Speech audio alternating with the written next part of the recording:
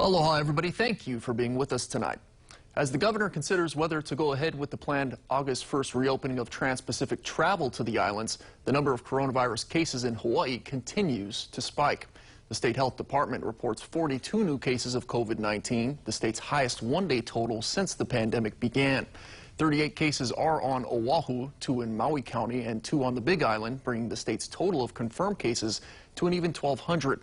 Several clusters have been popping up on Oahu, and the health department says it's an example of super spreading. Nikki Schenfeld has our top story. State and county leaders have been discussing the August 1st reopening date all week, and some say that it could be pushed back to September 1st or indefinitely.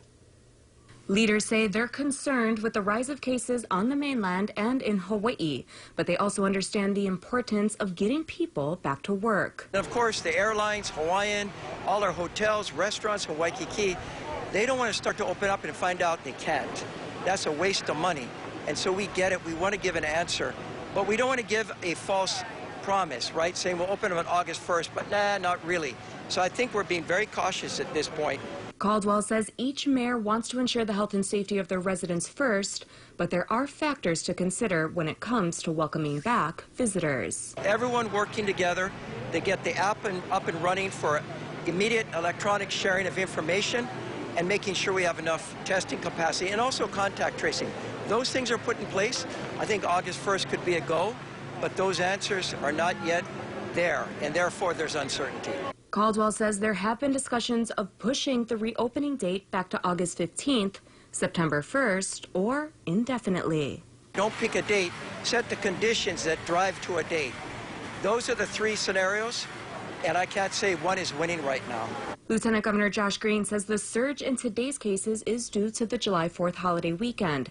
He says the state should go back to limiting gatherings to 10 people. Don't encourage large group gatherings or in outdoor settings, indoor settings, anything, because it's uncertain what the Department of Health can deliver on tracing, because it's such a big job. It's not a criticism, it's just a big job. Green believes there should be 500 contact tracers in place before the state reopens. We have to have 500 tracers throughout the state, tracing every last case so that the super spreader gets caught in a day, that we send a red team out, which we proposed 2.5 months ago to the Director of Health, to be able to go right on the spot and test. This is probably the only game in town right now because the economy depends on it, the hospital's capacity depends on it, and our lives depend on it. He also anticipates Governor Ige to announce the delay in reopening early next week. We have to get the virus under control here, so I do feel badly that individuals may have hoped to, against hope, to be able to get a trip here to Hawaii in August, but that is definitely not going to happen without a quarantine.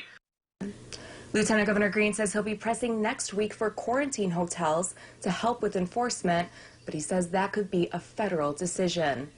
Nikki Schenfeld, KHON2 News, working for Hawaii. Nikki, thank you. A steady